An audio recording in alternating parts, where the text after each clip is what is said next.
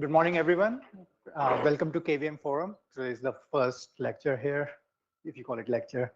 And it's really scary to give the first presentation today. My name is Vipin Sharma. I work in KVM team in Google. Today, I'll be talking about one project which we are working, VFIO device preservation. So we're going to talk about the problem which I'm trying to solve here, and going to talk about different technologies which we have used. And towards the end, we're going to talk about what choices we have made and why we made those choices. And this is the time I want some feedback from the community here. What will be a right choice here, and then we'll talk about what currently we have done in Google and what we're going to do next. So all of us are somehow related to virtualization, and this is the very old problem which every one of us has faced in some way. We want to run VM with minimal disruption, and we also want to keep our host up to date, whether it's kernel or user space. And these both things don't go well together. There's always some trade-off you have to make. So in Google also, we have this trade-off. And the things which we do in Google is one of the technology we use is copyless migration. Basically, on the same host, we update our VMM or any other user space binary, and VM continues running on that same host. But this cannot be used for any host kernel updates. Then we also have copyful migration. Basically, take one VM and move it to some different host, and you can update your user space binaries or kernel on that old host, and then bring up a new VM. But this one is a high blackout, high brownout time, not in meaningful way. We can use it for GPUs and ML, which is a hot topic these days. And also for the big VMs or VMs having local SSDs, it's very prohibitive to do these migrations. And another thing which everybody knows here also, live patching. So we can do some simple kernel updates using that. It can be used for GPUs and ML VMs depending upon what you are trying to do, but definitely we cannot do any user space updates, and only traceable functions can be live patched. We cannot make any meaningful data structure changes or any flow. So with this all, we at Google, we are thinking of a new approach to solve this one, is live update with device preservation. So live update is a new emerging framework which is being proposed by Google in upstream. Basically, you want to update your kernel, and the portion which I'm working on is the device preservation while that work happens. So just to give a very abstract overview of like how it's going to look like. You have a VM running, which is running a kernel version v1, and the bottom you'll see a very realistic model of how system looks like. So we pause the VM. We use Kexec to boot into a new kernel. And while the Kexec is happening, we will not quiesce the device. We will not reset the PCI device. Device can continue doing DMAs, which were in the process. Device can also send the interrupts, and we are not changing anything in the device, but the IOMMU will be dropping those interrupts. And after Kexec, your new kernel comes up, and then we blindly inject all the configured interrupts to the VM, and then we resume the VM. So this is how we have done the live updates. I'm talking a lot about live update. Let's talk two main technology which we have used in live update here. So it's a framework which moves your kernel host through different stages, and it allows you to control from user space, okay, what state you are in right now and how you can move to the next one. So basically, your host can be in these states: normal, prepared, frozen, or updated.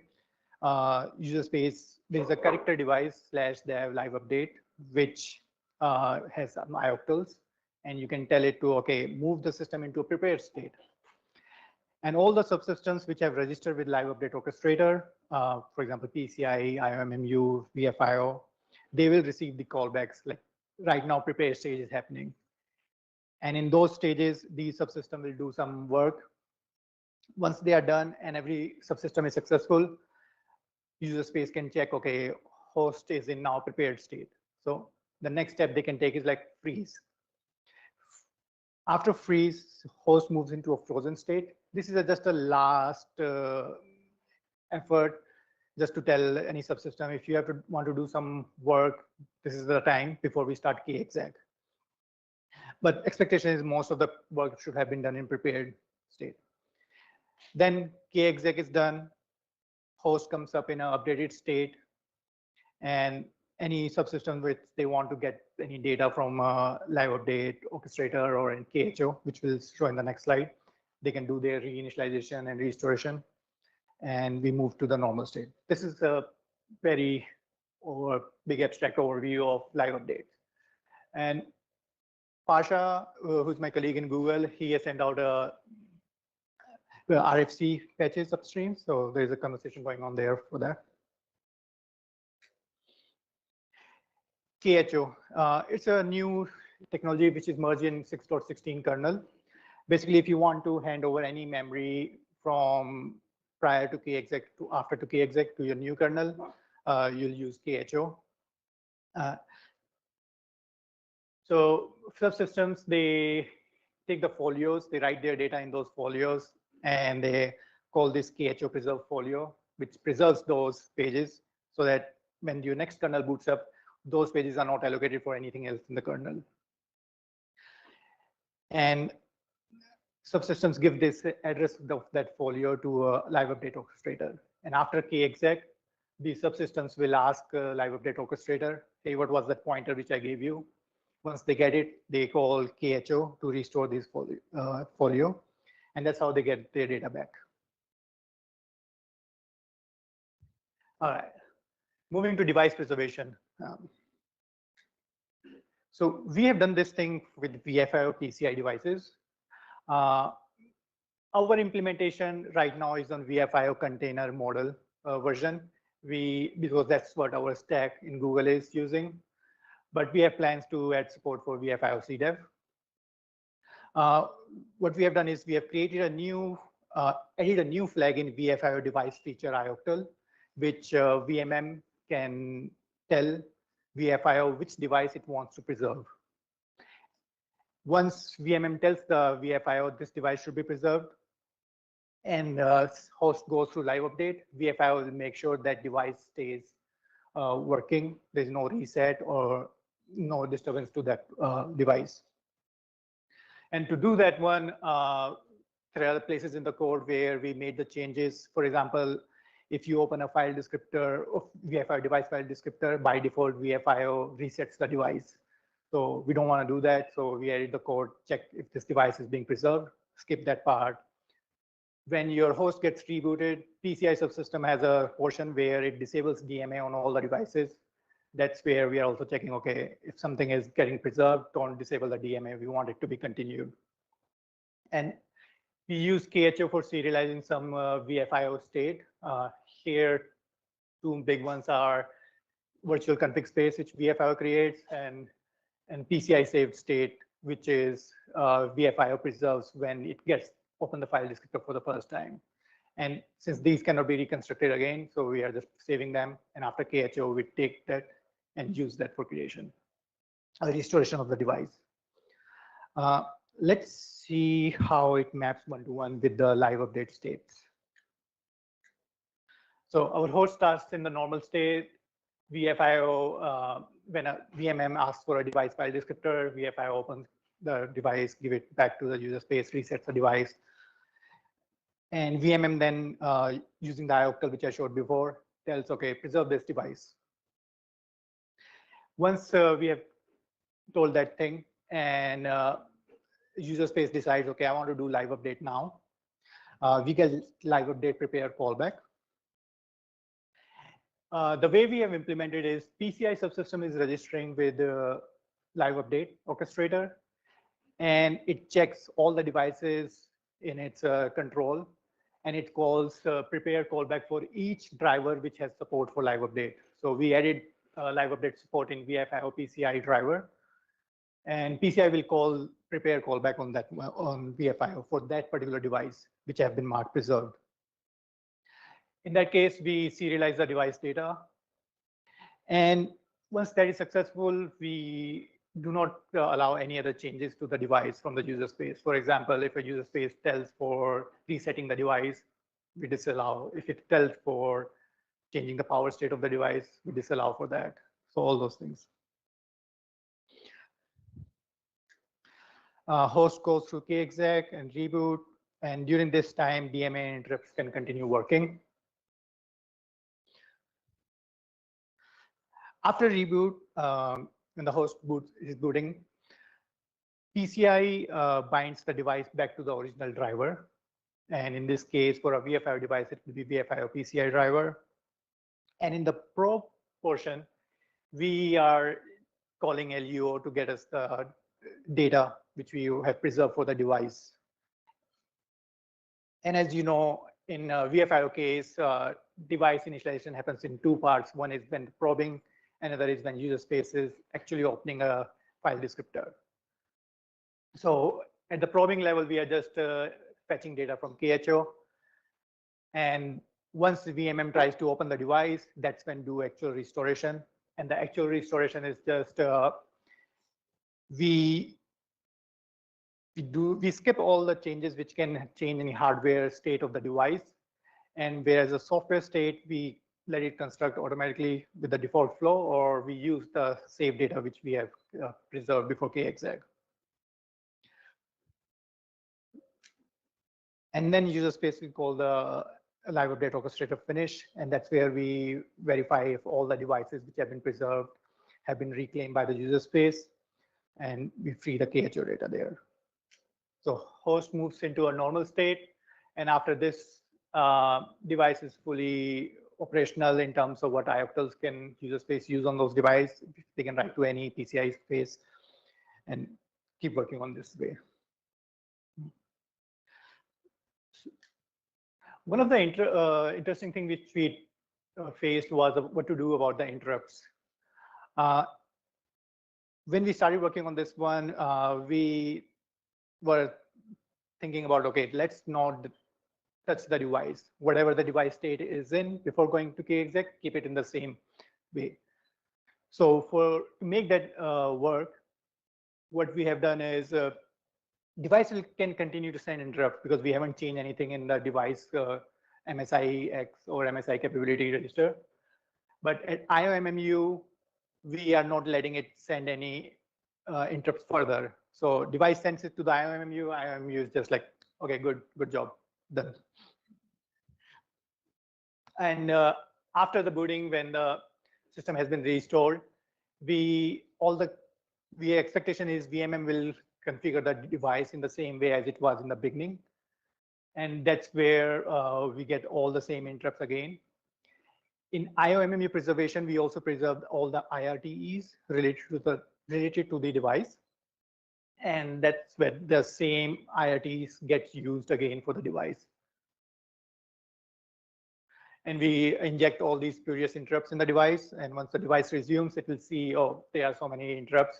It will try to process them, and it will, most of the time, it will see, okay, there's nothing there to work, and life goes on. I've been told by Oliver in our offline chat that this might not work in ARM. Right now, our solution is for x86, so we'll think about something about ARM also. It's the same diagram. I'll quickly go through this one. In the normal state, as we know, VMM enables the interrupt. In the prepare state, we have modified the IOMMU, Intel IOMMU code, where we are preserving the interrupt tables, specifically interrupt IRTs entries, where we are storing the mapping between device BDF, the MSI, and what entry it was using in the table. And in the freeze call, we mark them as non-present. This is what makes sure, so, okay, if a device is sending an interrupt, things don't go after IOMMU, it just stays there. So yeah, after post reboot, we restore those interrupts things, and we inject all the spurious interrupts there. And yeah, that's all in that. Yeah, so now I want to talk about the things which we did and why we did it. And there are some other alternatives. There are some discussions going on in upstreams where there are some other approaches which might be much beneficial.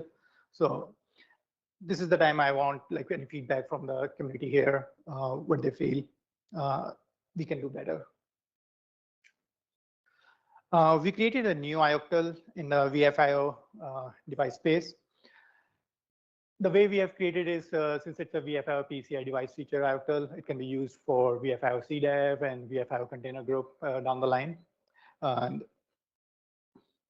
expectations is related to device preservation, VMM will not have any changes. It will continue whatever the flow it was using before live update to initialize the VM for the devices. It will do the same things after that. But in some discussions in upstream, we came to know, okay, LUO is going in the direction where it do the preservation based on file descriptors. So there's some ioctl on LUO device. You give it a file descriptor, and file descriptor can be of any kind, whichever LUO supports. For example, memfd support is there in LUO. So you add memfd file descriptor to that LUO device. Internally, it preserves that, gives the token back to user space. After kexec, user space is supposed to use the same token to get the file descriptor back and use it as usual. So we have to do something similar for VFIO just to stay consistent with our other subsystems, how they are using. Implementation will be like in LUO when a user space is giving the VFIO file descriptor. Internally, we'll make this callbacks to VFIO code base to preserve the device. You know, but it's not clear to me. By default, VFIO CDEV devices are shown in /dev VFIO devices directory. So should we still show it after kexec, even if user space hasn't restored the device, or that flow should be changed around? Whereas in our old case, VFIO groups are always there. And whenever a user space is getting a device file descriptor from the group, that's when we do the restoration.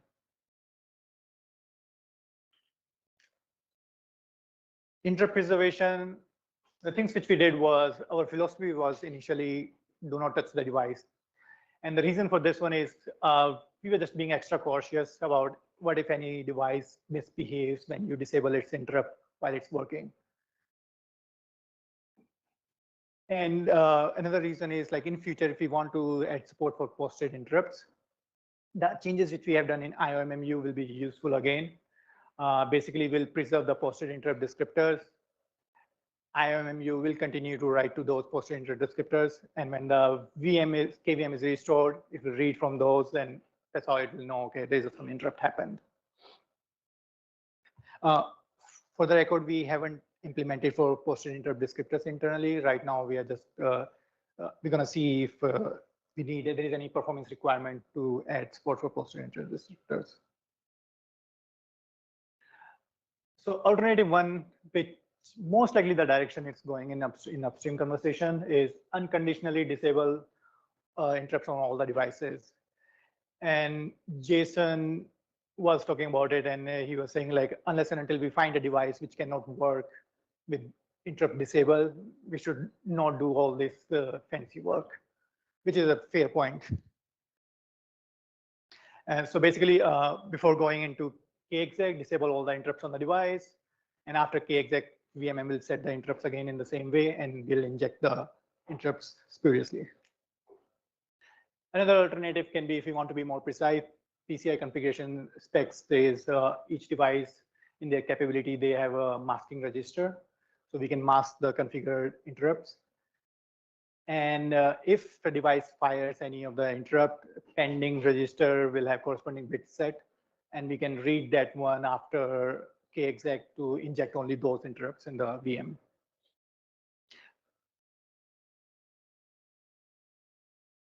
VFIO self-test.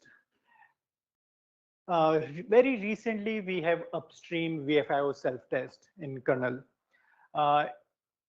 Alex has put it in the next for 6.18 version. So in 6.18 official release, we'll have VFIO self-test. It's a very basic self-test framework. We have written drivers for Intel DSA device, which is very simple device. Basically, just do a DMA blindly. Internally in Google, we have live update tests also on VFIO self-test. Basically, it does your device starts doing some transactions, and we do a host kexec, and after kexec, we see, okay, data is copied and things are working fine. But this thing works internally in Google because we have a different test runner framework which can move a host from your prepare to your kexec, and after kexec, he starts the binary again. We cannot do that in upstream. Basically, we cannot upstream. This is very internal, very highly specific to Google, this framework. So to make VFIO self-test work for live update, we need a way to stage the kernel, kexec, and then restart the same case self-test again. One approach I'm thinking it can be, when a self-test runs, it can install a systemd script, which basically runs after the reboot, and whose task is, okay, once the system has been restored, restart the test again. But yeah, of course, it needs a systemd on that host. So if there's any feedback on this one, let us know how we're going to do it. I'm going to quickly cover current state and future, and then we can come back to this discussion. So what we have done internally in Google, we are able to make an Intel DSA device continuously perform DMA while host goes through a kexec reboot. We were also able to let interrupts work in the device. So basically, you will keep continuously getting the interrupts. When we go through the kexec, that time IOMMU is not letting it move forward. And once the system is restored, interrupts starts coming back again on the self-test. Okay, and yeah, we have upstream the VFIO self-test in the framework, with no live updates support yet.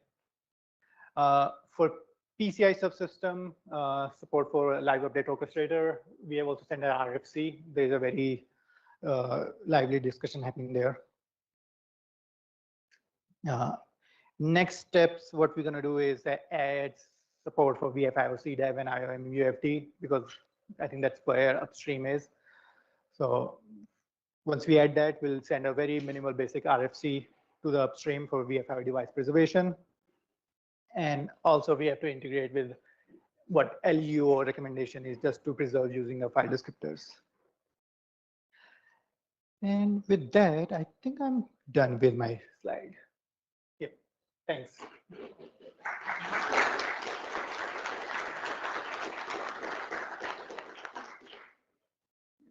So, questions, yeah. Sorry? Oh, yeah, clearly you know.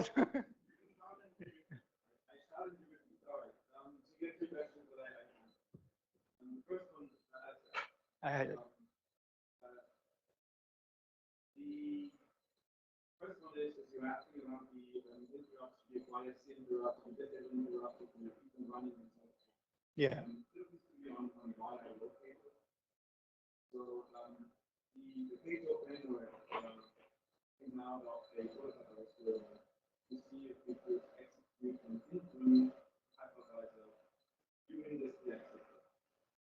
So we can keep VMs running while the PX is happening, while the user is to shorten it down. If you want to ever go do that, you need to also do that. Currently, fine, you have a get that cannot be configured during this downtime, whatever on validation you can go and you can not you shouldn't assume that after you build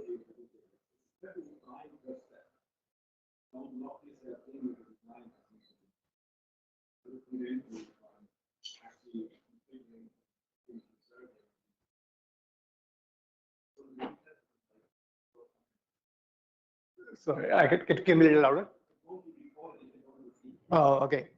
So if I understand your correction correctly, is KHO is supposed to, was the initial design was, okay, how to make sure posted interrupts keep working on a VM while the host is going through a live update.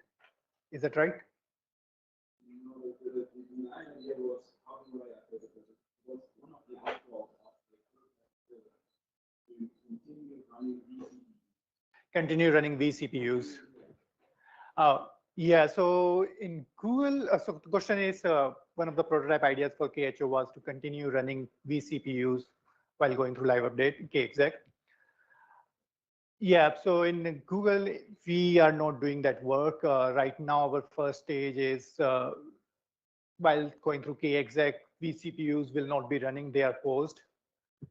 And since vCPUs are not running, interrupts won't be configured by the guest for anyway. And that's how we ended up in this approach of. So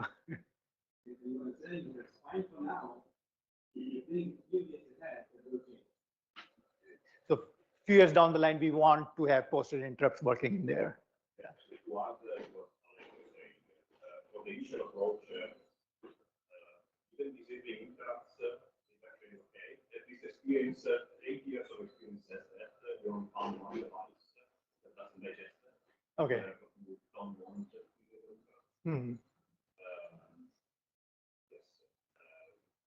Our this experience is that except that it's still too much of a time forecasting, which is why I was saying we find a way to run ECP While we are, yeah.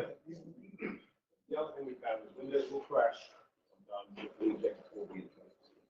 If we inject all the interrupts. And this may be fixed now, but what used to happen was the Windows NVMe driver would register all the inside vectors, only use some of them according to how many queues it used. If you inject the ones it wasn't using, it would crash. I see. So what we do is we only re-inject an interrupt that has ever happened in the lifetime of that VM. Which does mean we have to catch the first one in user space before wiring the UFD so we know which ones to inject. Which is painful, but some guests get sad if you just inject all of them. That's a very good feedback. Thanks for letting us know. So just to repeat, Windows in all time, or maybe currently also, if we inject all the interrupts blindly, it might crash. And it can be happen in any other guest also. So idea is only inject those interrupts which have been fired. So maybe in that case, alternative 2, or if we implement with posted interrupts, that might be the direction we have to go through it. Yeah. Thanks for letting me. All right.